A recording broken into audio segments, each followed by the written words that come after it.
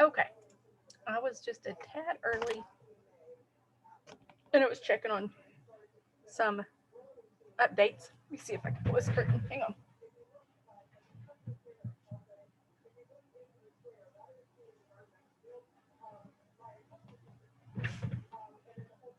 Okay, I'm gonna get started.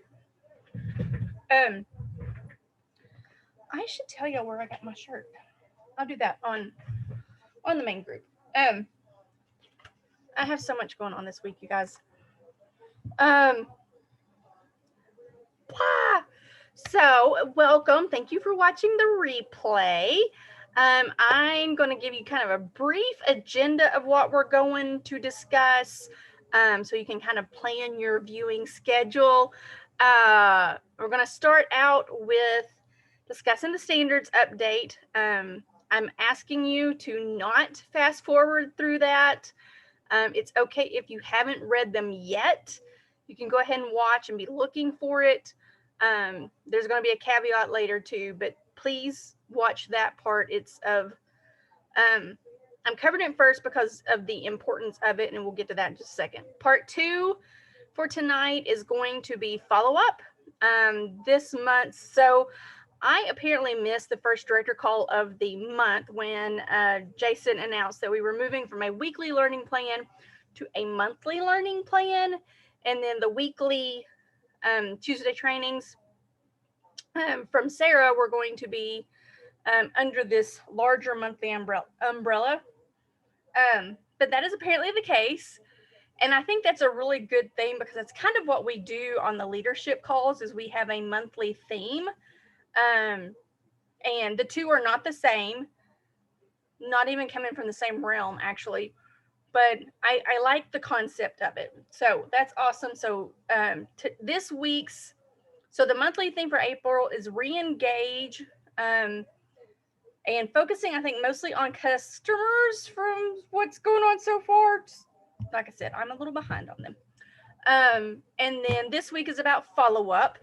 So that'll be part 2 of the call. And then part 3 will be the future of Tuesday Talk. And I am going to talk a little fast because I do. And I don't want to take up a whole bunch of your time. I very much know what it's like to pull up a replay and be like, man, she went on for an hour, and I don't want to listen for an hour and not watch it. So my goal is to be done in 30 minutes. Help me, Jesus. No, I can totally do that. On these topics, I can do that. Follow-up is one of my favorite topics.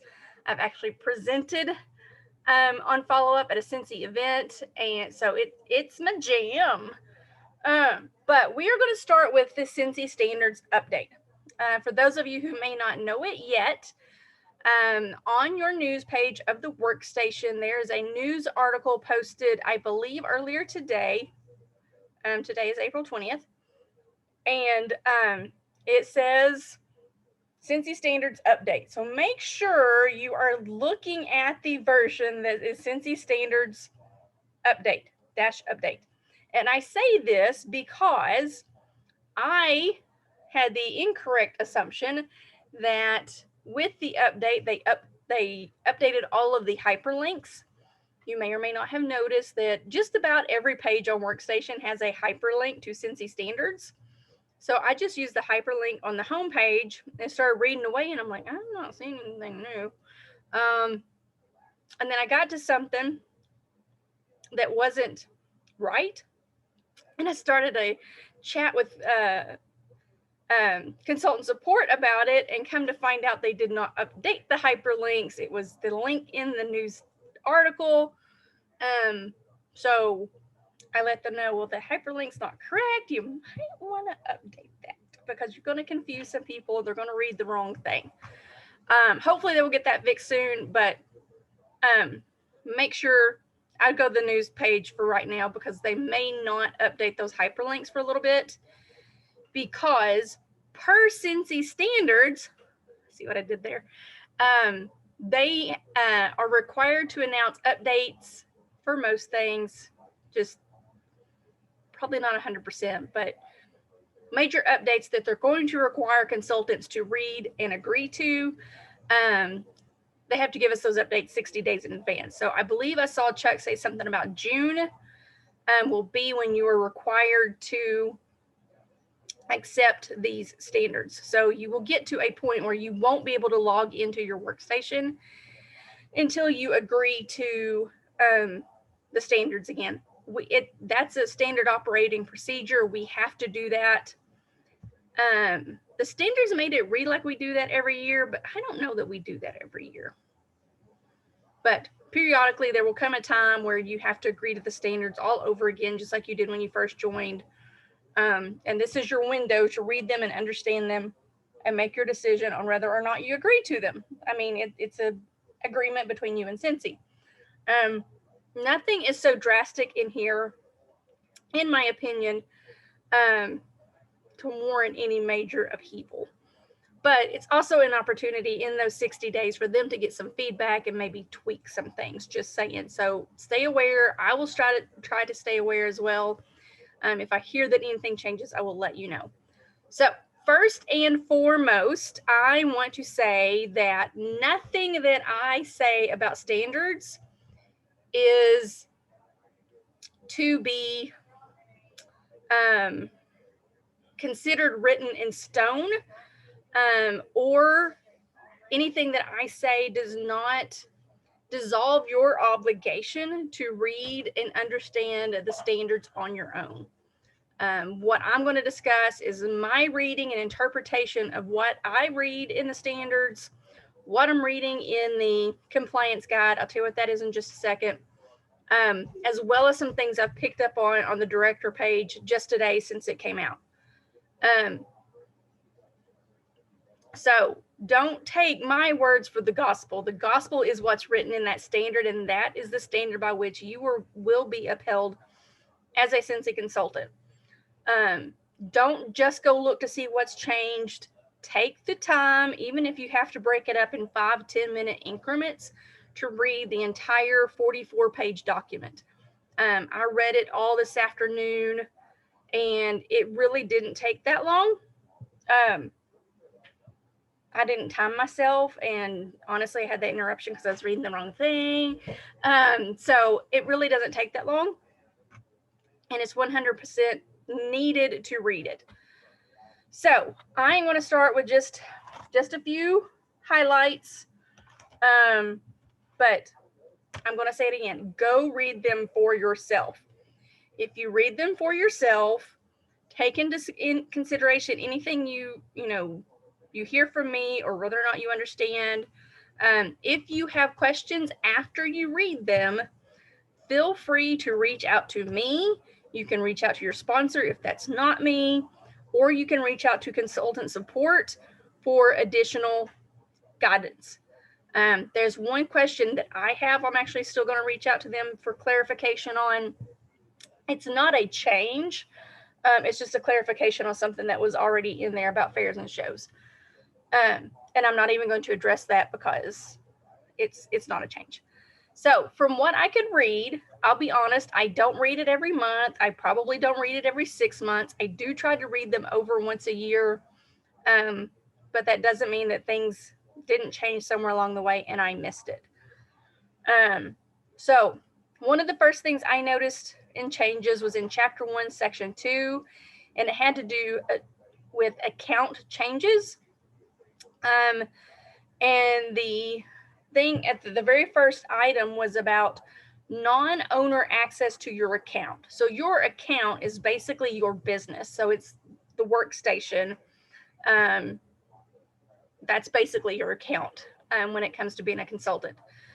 If you are granting non-owner access to your account, you need to get permission from account services at Scentsy.com. So what does that mean?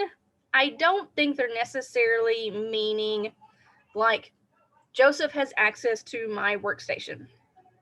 We operate the business together, even though my name is the one legally on the business. I don't think that's what they mean. I think they're talking, I think it may have specifically said, I'm going to pull it up because I left it open so I could answer these questions when they came up because I knew they would. Do, do, do.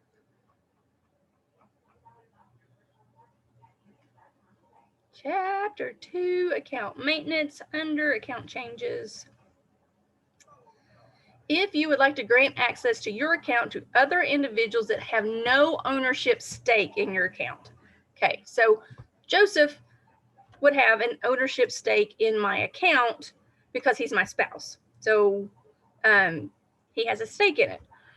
If I wanted to hire an assistant and I wanted to give him or her access to my workstation to complete tasks for me, I would need to get permission from account services for that to happen. Okay, does that make sense? All right, next topic. Chapter 2, section 2, it really has to do with directors and above, but I still wanted to mention it because some of you are future directors and you will need to know this. There are certain things that a sponsor is encouraged to do. There's 4 elements of things we're supposed to provide for those in our stewardship. So stewardship is the people in our downline, and it changes the higher up you go, but we were not getting into all of that.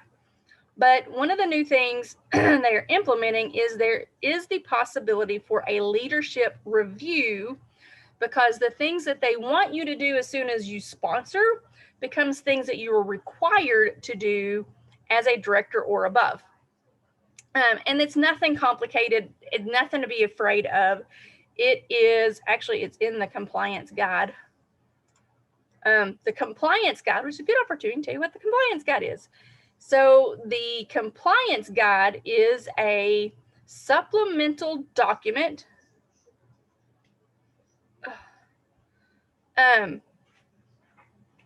to the standards. There's a whole training on it, and it's basically a little more in depth on some of the requirements.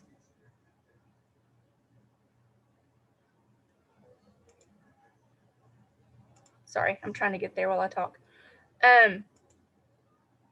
It shows you the compliance training PDFs. It also gives you more specific examples. Sometimes it goes a little bit more in depth, but they're documents that kind of work together, and we are expected to follow both of them. The compliance guide will refer back to the standards, and the standards may refer to the compliance guide. So if I understand things correctly from Chuck, when it rolls around that this has to be accepted by you as an independent contractor, you will have to agree to both, okay? Which is something new, but it's kind of an opportunity for them to make clarifications, and they can make clarifications via this compliance guide as things come up and they want to get a little more specific or a little more clear on things that may be ambiguous or just for whatever reason need clarification. They can do that in the compliance guide without completely altering the standards, which would require us to read and approve them all over again. So it's not changing any of the policies, it's more in-depth guidance of the policies. So just so you know, as a leader, there are 4 expectations.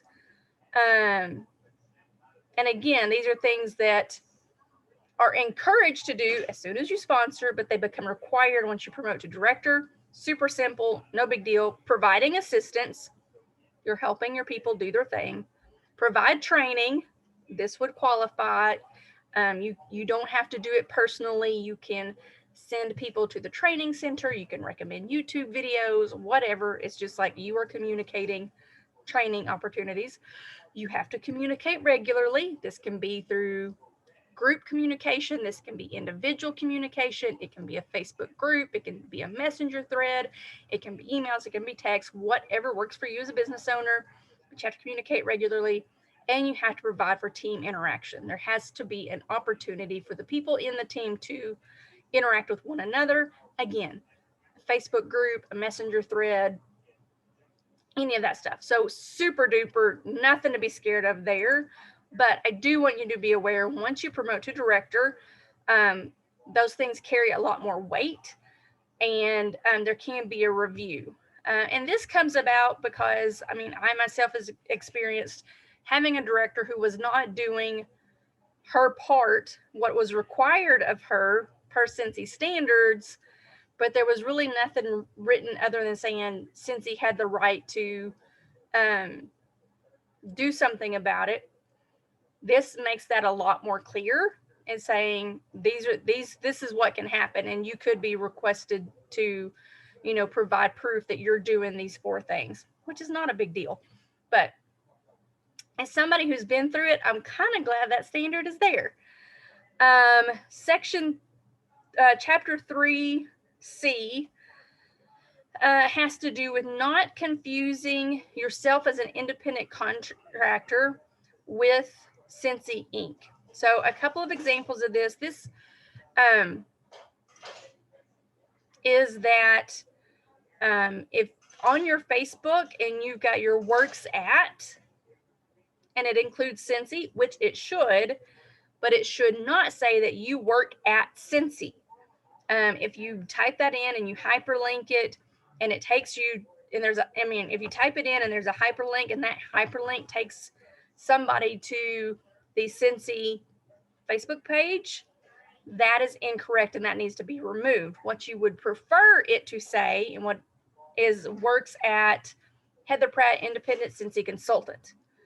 For me, I actually have works at, and I have the Heather and Joseph Pratt Independent Scentsy Consultant, Northwest Arkansas, I think is what it's called. It's a really big long name for my business page.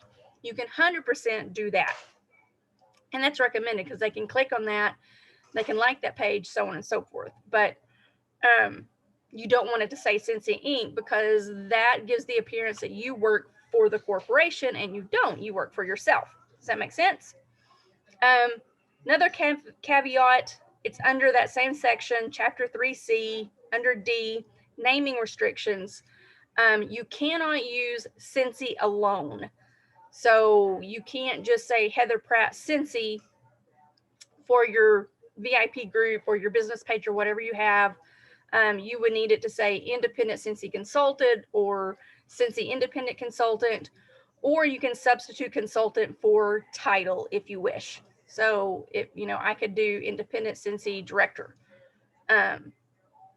So you just can't use the Scentsy by itself. If you have a third-party website, you can't say just Scentsy. You can't name your personal timeline Heather Pratt Scentsy. If you see that, that's somebody that works at the home office.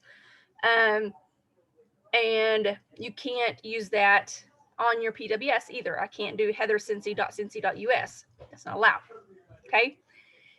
A new element that they have thrown in there, all of that was pre-existing.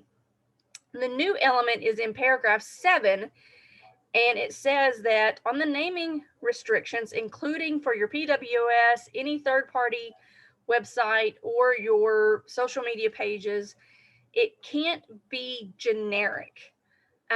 So I know there are some people who have like order here, or I can't remember.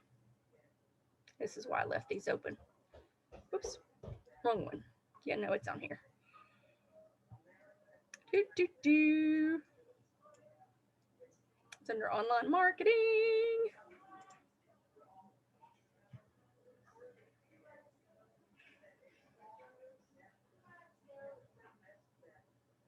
Give me a second. Oh, it's not on that one. So it's actually in the standard. And I have to go back and forth. That's kind of annoying, but sometimes I can't remember where I saw the thing. So chapter 7, whoops, No, it's section 5. Chapter 2. I'm looking for chapter 3. I'm getting closer.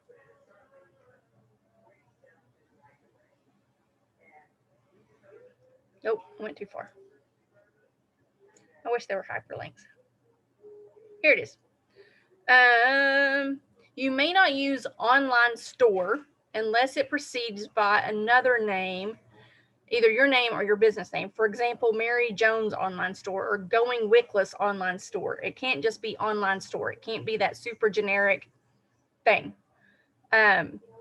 Order here, order now, none of those things, because they feel like that gives the impression that you are not a individual, but it is a corporate thing. They think that can be confusing to confusing to customers, and they always want customers to know that they are ordering from an individual person, not Scentsy as a corporation. So again, that's with your PWS, any social media pages, or any third-party websites that you may have that are approved. Third-party websites have to be approved. So you can't be that generic with them. You got to be more individual. Make sure your name's attached to it. How would you not want to? Chapter 5, I don't think there's a whole lot that changed, but I want to draw your attention to it because I know there are some of you who are operating more than one direct sales business. It is very, very, very, very, very important that you read and understand Chapter 5. It's on conflicts of interest, and it's all about cross-promoting, cross-marketing,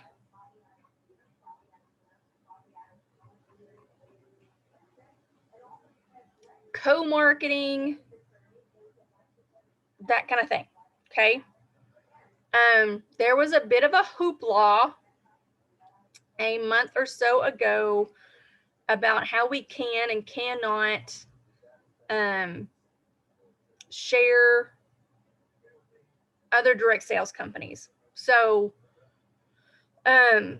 for example, if you, obviously we want to support our direct sales sisters and misters, brothers and sisters, whatever you want to call it.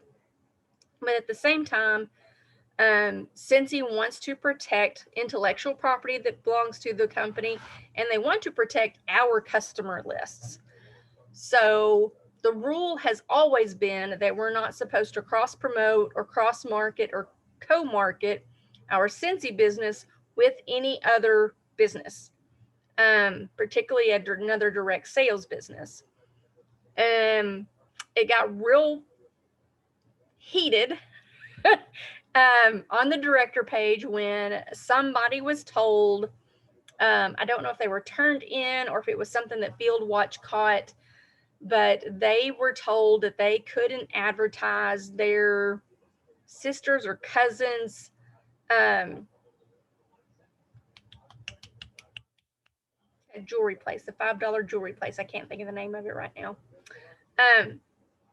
But they couldn't share the video. So what is the name of that stuff? I have some. Paparazzi. So if you know anybody that sells paparazzi, you may have seen them doing these online sales. So go live on Facebook and they'll hold up jewelry and they'll sell it. We're not allowed to do that. But I guess this downline consultant had shared the video for her cousin. Somehow it got to compliance. She got an email, said you're not allowed to do that. Her director came to the director page, wanted to know what was going on. She actually can do that. The thing is, if you have a financial interest in what you're sharing, i.e., you're the person, you're the representative for the other company, you're hosting a party for another company, then you are not to advertise such a thing to people you know only through Scentsy. So some of you I don't know outside of this business, so it would be inappropriate and out of compliance for you to invite me to your paparazzi page. It would be out of compliance for me to advertise that I was having a paparazzi party, because I have people on my personal timeline that I know only through Scentsy. Now, there are ways around it. One thing, personal messaging, which we all know works better anyway. Keeping such things to, keeping your customers in your VIP groups or on your business page, and not marketing on your personal timeline. You can hide stuff in the back, just saying, hint, hint, wink, wink. Or if you are trying to invite people to a party that you're hosting for a friend, just block the Scentsy people, the people that you only know through Scentsy, from that post. It's a lot more steps. I'm not going to say whether I agree or disagree with this policy. I'm just telling you what the policy is. So read that. If you have questions, reach out. Chuck was amazing about explaining it. It still comes up, I'm just saying. And when he explained it, it made 100% sense to me. And I'm confident I can make it make better sense to you, but I don't want to take up all of the time here to do that. If it's something you're concerned about, please reach out to me one-on-one, and we'll have that conversation. But trust me, there's ways around it. It's not that complicated, and it really is 95% to protect you as a consultant, okay? The other thing in Chapter 5 under conflicts of interest, Chapter 5D is about selling to other consultants. And this was a new addition. This has been a pretty hot topic this afternoon on the director pages. Some of you have experienced the crazy of our LTOs and how things sell out, but then miraculously, bada bing, these people have all of these extras. These other consultants have 5 extra of things, or they start popping up on eBay or Mercari within minutes of them selling out. I shouldn't say that. Minutes of them selling out on our websites or in our PWS. Number one, it's completely out of compliance. No ifs, ands, or buts about it to sell on those third-party sites. Amazon, eBay, Mercari, all of that. That is a major no. If they catch you, it's not going to happen. It's also out of compliance if you know somebody is buying from you for that purpose, for you to continue selling to them. Just putting that out there. I don't think any of you are guilty, but putting that out there. Okay, so Scentsy is aware. A lot of us agree, Scentsy seems to agree, that there are people very intentionally overbuying with the intent and purpose to sell back to consultants when an item sells out. There are completely innocent situations where people buy and their customers back out. But we're pretty sure there are people intentionally buying more to up their PRV, which ups their commissions, and then they're making money selling to consultants because, they're getting their money back at least. So they're basically getting their commission for free, right? For nothing. So there is now a policy about selling to other consultants, saying that, I want to read the policy because the guideline is a little bit different. Selling to other consultants. You may sell only authentic Scentsy products to other Scentsy consultants, including Scentsy Success consultant store items. The price of non-current catalog items sold to other consultants cannot exceed corporate retail price less commissions earned. Scentsy will not be involved in these disputes. The compliance guidelines took that a step deeper, just to make it clear that we can only sell to other consultants for 75% of the retail value. Okay. Now, I've been guilty of this. I don't mass sell to other consultants, never have, never will. But there have been instances with people in this group who have needed a bar, and I've sold them the bar for $6 because I know they're going to turn around and sell that bar to their consultant, to their customers for $6. And I never really, I mean, it's only been very recently that I heard about this whole consultant discount. And basically, the 75% of retail takes the commission out of it, because once you're a certified consultant, then we make 25% commission off that PRV, which for most of our products is the retail price. So in an effort to help curtail these people that are trying to capitalize and overbuy, and they're now saying that if you're selling to a consultant, you have to take out that commission that you're going to receive. I'm kind of on the fence about the whole situation. No, I said I wasn't going, I shouldn't have said that. Pretend I didn't say that. It's policy. I will follow it. I think it's a step in the right direction. I hope that it helps the overbuying thing. I hope nobody takes advantage of other consultants.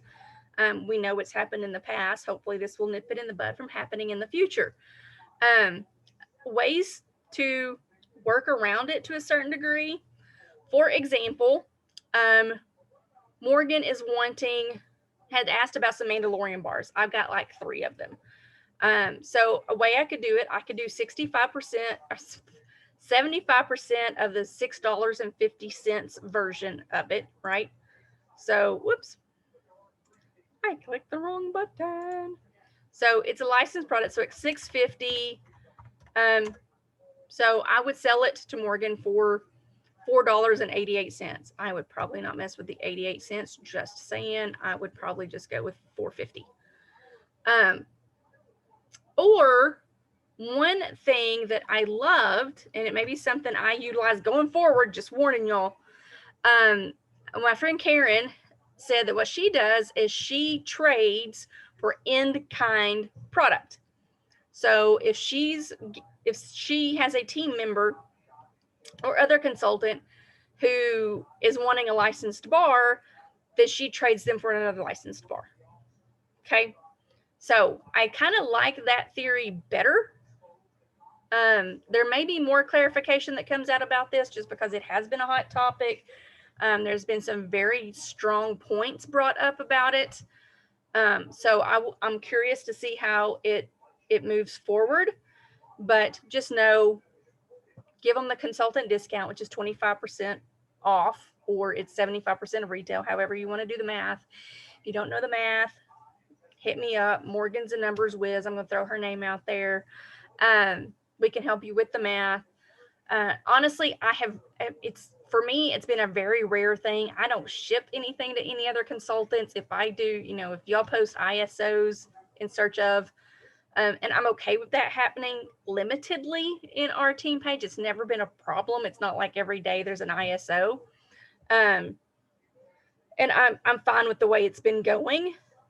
And then the actual transaction takes place, privately, but, and it's totally fine. But I've been guilty of $6 is what I paid for it. And I don't even think about the fact that I'm getting a commission on $6. So, just throwing that out there. Okay, the other thing I wanted to bring to your attention was clarification in the compliance guide about promotional material. It's always been the case that when you're making promotional material, you need to use that independent Scentsy consultant name, the ISC naming, or you need to use one of the ISC logos, and that kind of thing. That's not new. Also not new, but probably needs some reiteration, is we are not allowed to sell to other consultants. So say I made a super cool shirt or a super cool vinyl and put it on my car or on a cup or anything. I can't turn around and sell that item to another consultant. Not allowed. also can't use Scentsy independently. This goes back to just like on the naming restrictions. It can't, I don't think it's supposed to even say like Scentsy Life, unless independent Scentsy consultant is on there somewhere. Okay, does that make sense?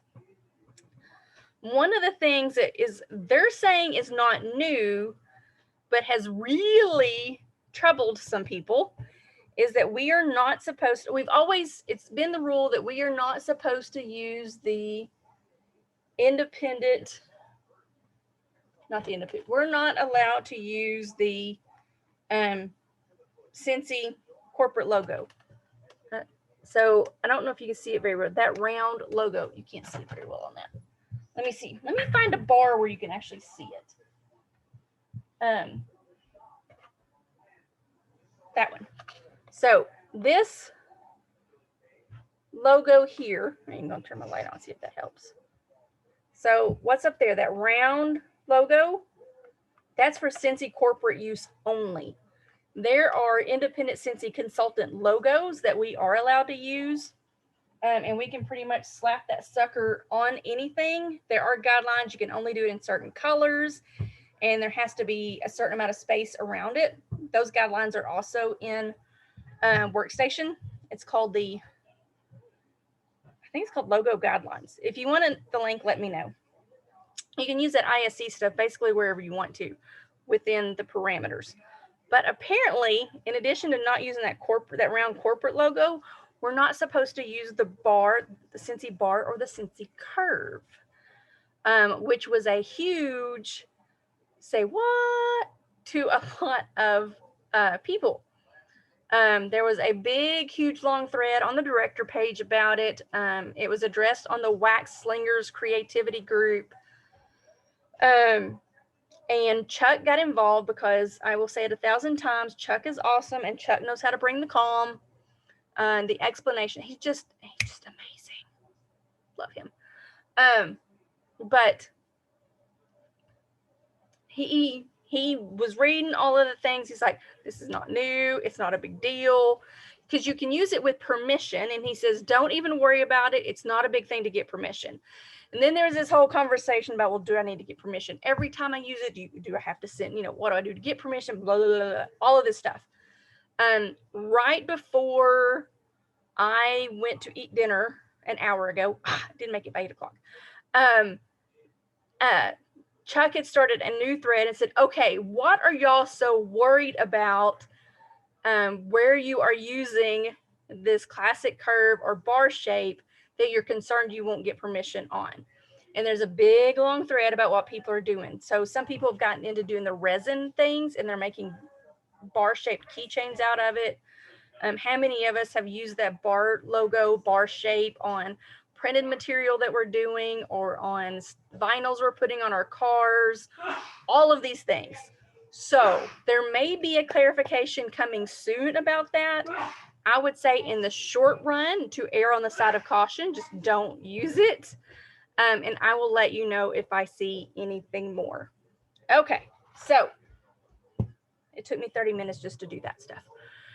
I want to add, these are my interpretations of, these were the things that jumped out at me that I wanted to share with you guys. This does not include everything. I will say it 1,000 times if I have to. Go read the standard yourself. Make sure you understand them. If you have questions, do not hesitate to reach out to either your sponsor, to me, or to consultant support. In addition, I also want to add that these standards are put in place to protect us as consultants. They're put in place to protect the Scentsy brand, Scentsy as a whole. They are also put in place to follow the Direct Sales Association guidelines so we can remain members in good standing of the DSA. And some of them are put in place because of federal laws. So it's not just one of these things where it's a corporation saying, I'm a corporation and I can make them do what I want to do. There really is rhyme and reason behind every decision that they make and every policy they put in those standards.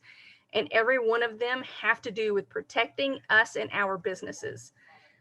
Even as far as the Scentsy brand itself, is that Scentsy brand gets used and abused and tarnished, that hurts all of us as consultants, and nobody wants to see that happen. Okay. So that's why they're there. The other thing on the shirts, on promotional products, they did say that one, it's not really an exception, but it's a clarification. If a team wants to come together to collaborate on a team promotional item for a world tour or SFR, excuse me, or something along those lines, that's totally allowed, as long as not everybody on the team has to buy it. Can't force anybody to buy anything. And there's like an ordering process, and the cost isn't more than the actual cost of the shirt. So for example, if I design a t-shirt for us to all wear to SFR when we're sitting together, and I can do that, say, hey, this is our team shirt, we're going to wear them on team day at SFR, who wants one? I can take orders, and probably based on the number of orders, we'll determine the cost of the shirt. I will collect the money, and we'll order the shirts. I can't go and order 50 shirts and then make you guys buy them, or buy 50 shirts and then sell them. It has to be a collaboration in advance. I can make the design, but I have to take orders and then order. Does that make sense? The other thing I wanted to point out, this shirt, I'm wearing it as a Scentsy shirt. It doesn't say Scentsy anywhere on it. It says, always be yourself unless you can be a director, then always be a director. That one back there says star director because that is my future shirt.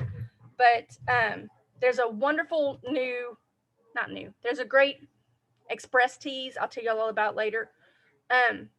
Czech company, whatever. And they have branded things that don't specifically say Scentsy. They have like Wax Boss, and they would fit because they don't actually say Scentsy. Just saying. All right, follow up. Whew. I'm ready to be done with standards for a little while. No, I love the standards. I love what they protect. And I'm a rule follower, so they don't bother me at all. Now, I will say, for the majority of the policies, for the majority of the standards, if for some reason you get caught doing something wrong, you're probably going to get an email from compliance. They're going to ask you to fix it. They're going to educate you on why it's wrong, and then it's going to be a no big thing. Now, if they have to send you a lot of those, it may become a big thing, but there are very few things in there that are just deal breakers right off the bat. Selling on third-party websites, they explain in there with a checkout option.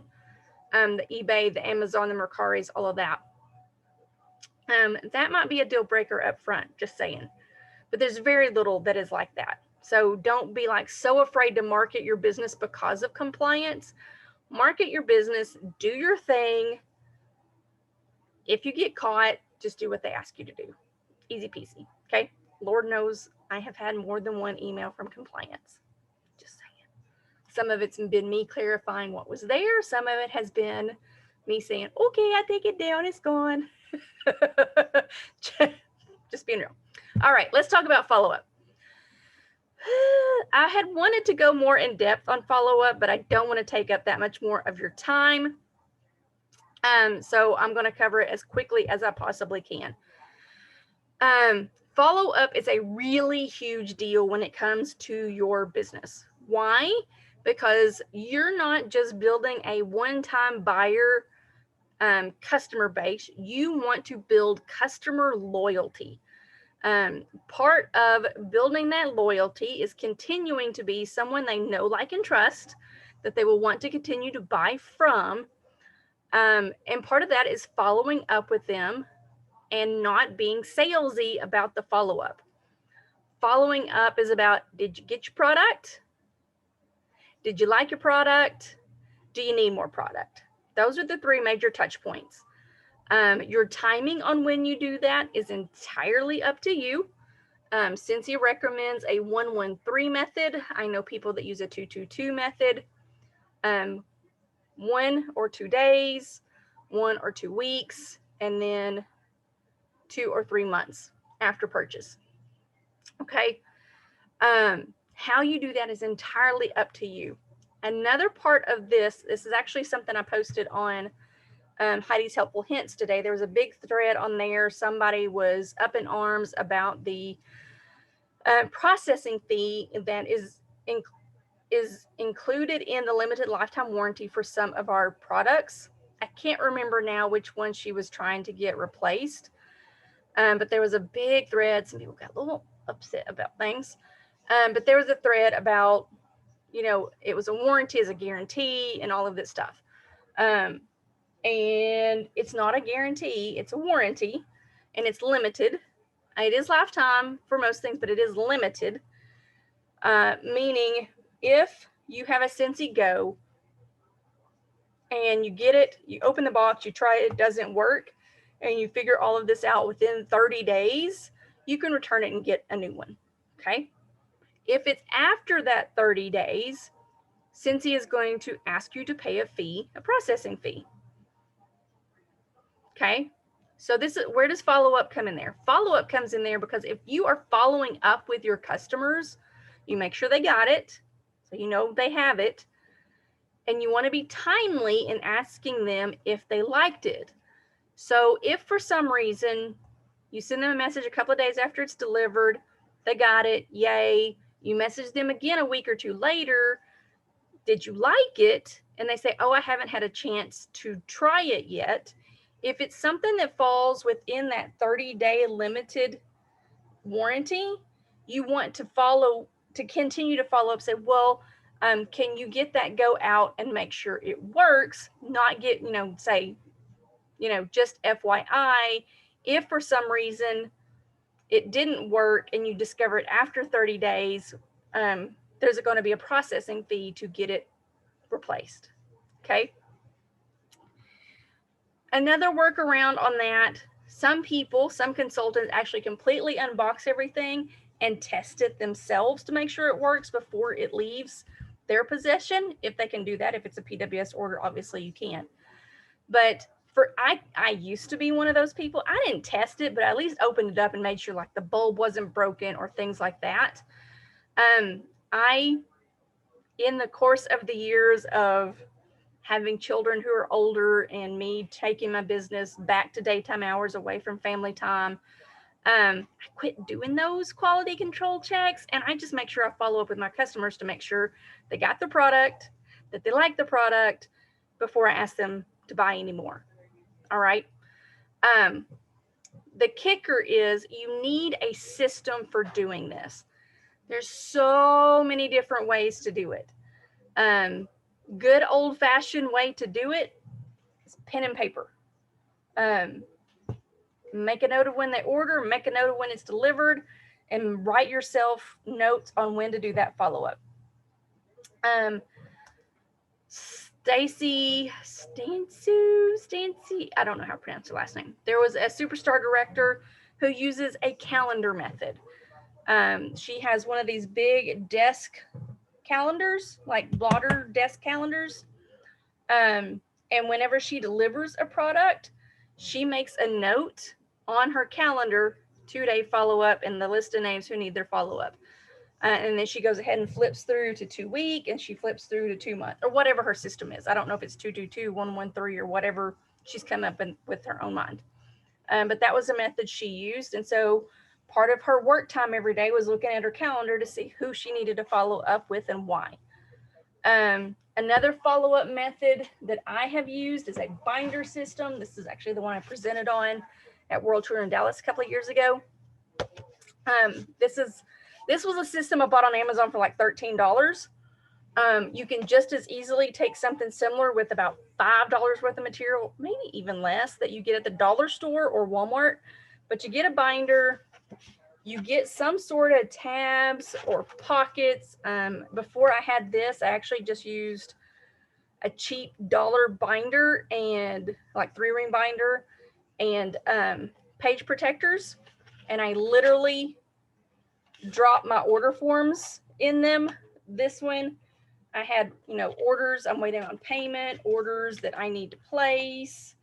Then once they're placed, waiting on arrival, meaning they've shipped, need to be delivered, been delivered, and then it gets to the follow-up part where it's like 2-week follow-up, 2-month follow-up. That was, and literally the order forms fit in here really well, and you can see that I have order forms from online folded up and put in here. I don't follow this as much anymore. I do for some parts, but not all. But again, you can get just cheap binders and do the same thing. Amy is a paid app. It's on desktop as well, but you don't have as much functionality on your computer. It's different functionalities on the computer than on the app. It's like $7 or $8 a month, or you can pay $80 for a year subscription. And it will literally prompt you on things to do.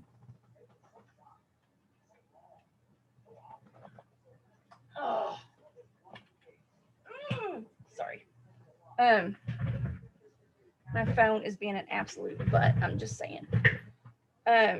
So I don't use it like I used to, but that little pineapple there is the Amy app. I think you see that very well. But it literally tells me how many to-dos I've got. And I have the paid version, so it syncs to Workstation.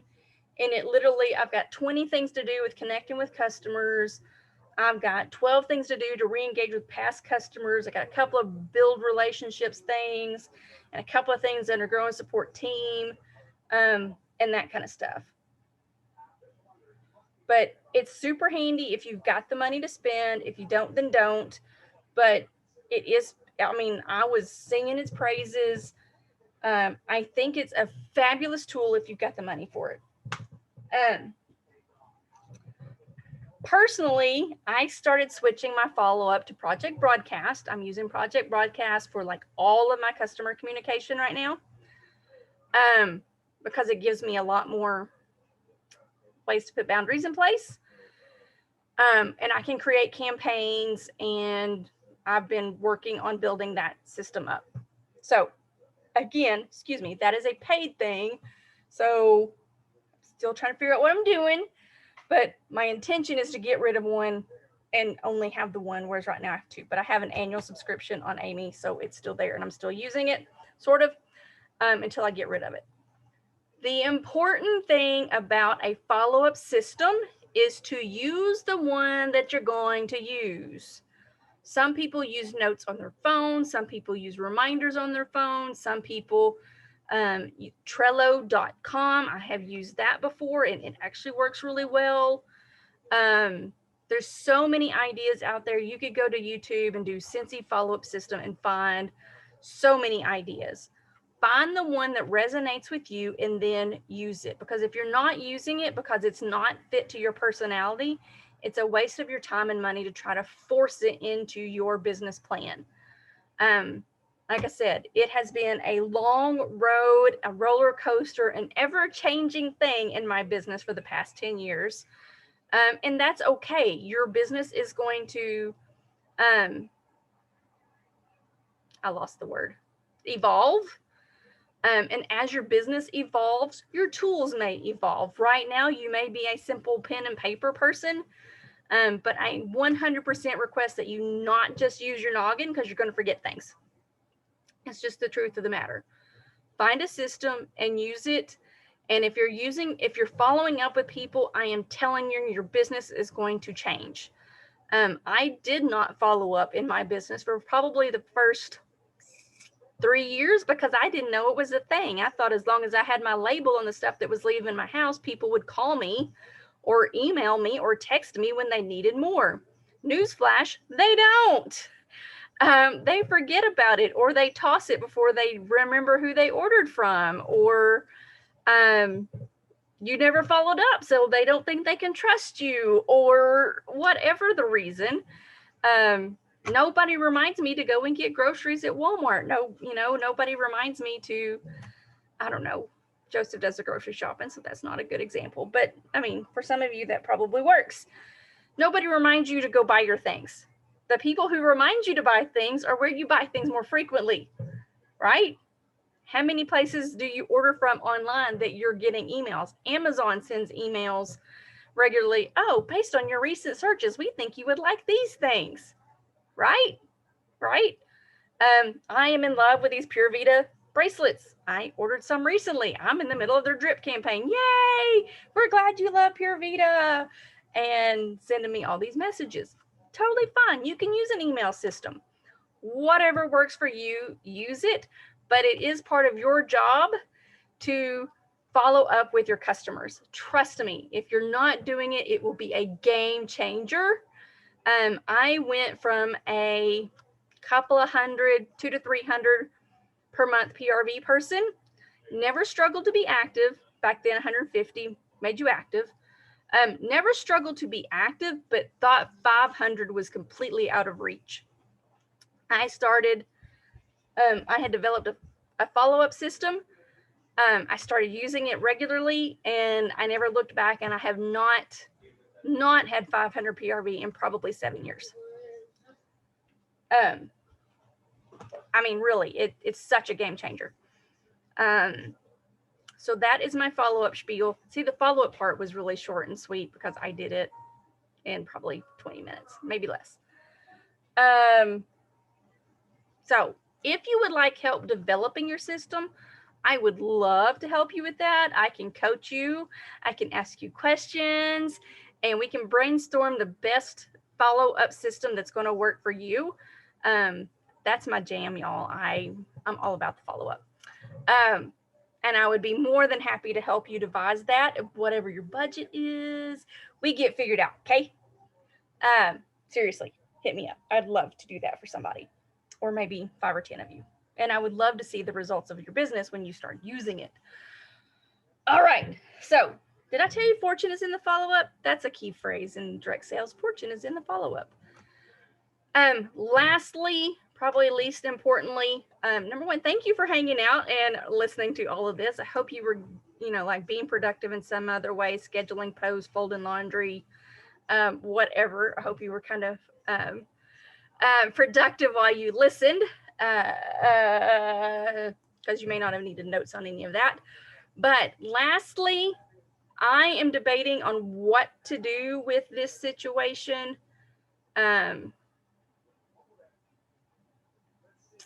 I'm looking right now. I am not getting a lot of attendance live, which is fine. I totally get it. But with that being the case, I'm kind of mentally thinking, if this is what I want to continue to do. Currently, I have Tuesday talks scheduled through the end of May. And that's actually going to fall about a week before I go on vacation. So this may work out really well, about another month. So I'm going to continue to do them for now. Depending on how things go in the next month, I may pivot this in a different direction. I'm going to continue to do Tuesday talk. I'm going to continue to utilize a Zoom format. But if most of you are watching the replay and not ever coming on live, I may switch to doing this during the day. I would still let you guys know about it. Probably just one communication instead of 2 like I'm doing now. Probably try to make it like over lunch hour. So some of you might could pop in live still, and then just post the recording. So if you want to continue to have this evening opportunity, then I need you to show up. Just saying. If you're okay with, if you never plan to show up, that's fine too.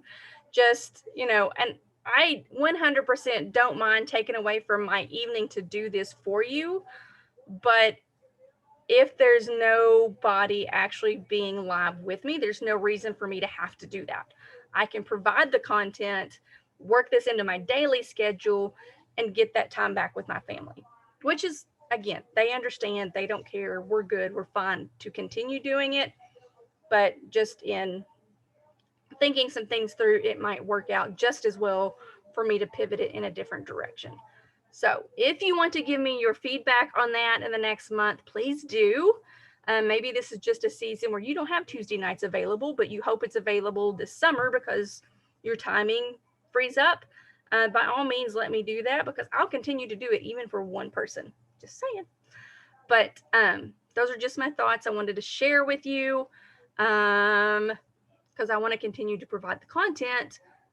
But again, if it's just watching recordings, I can do those anytime, right? And it may end up being that I do them some at night because my days get full like this week. All right, I am going to go kiss my babies goodnight. And I hope you guys learned something. I hope you're full of questions and that you bring me those questions so I can help you out, whether it's on standards or on follow-up. Again, this falls under the re-engage with your customers thing.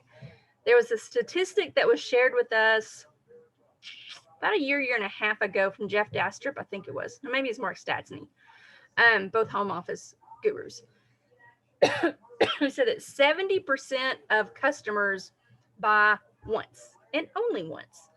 And the reason why they're only buying once, it's not because they don't like the product. It's really not. It's because nobody's following up with them. Because it may be that they're buying once from one person and then they're buying once from somebody else. And then they're buying again from somebody else. They may continue to use the product, but they were buying across different people. So the home office put some things in place so that if somebody orders online, even if they go through .com, I have a customer who goes through .com every time he orders. He orders at least once a month, goes to .com every time, but because he orders from me consistently, it always reverts him back to my website, thank goodness. So he doesn't have to look for me. He goes to .com, it comes to me. I'm about to fix that, just saying.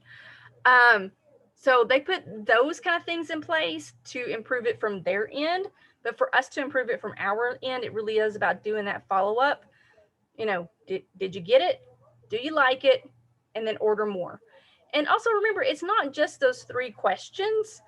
Try to have some conversation in there to build that relationship. You never know when a new host is going to come along or a new team member is going to come from those conversations. So it's like, did you get it? Yeah, I got it. The packaging was cute, blah, blah, blah. Oh, I love getting to do that for my customers. Back and forth, back and forth. Have a great, and it ends, naturally ends somewhere. A couple of 3 weeks later, did you like it? Yes, I love blah, blah, blah. I love Luna. Well, did you know that scent comes in these other things? Maybe you can try that out next time, or can I send you a sample? Or maybe it's something like, well, I kind of didn't like such and such. Oh, okay. Well, can I replace that for you? Or it's, well, I plugged in that warmer and it didn't work. Well, let's get you a new one. It's those conversations that need to happen. And then when it does come around to the, do you need anything else? It won't be so salesy. It's just a, hey, it's Heather. I just wanted to check in on you. It's been a couple of months since your order.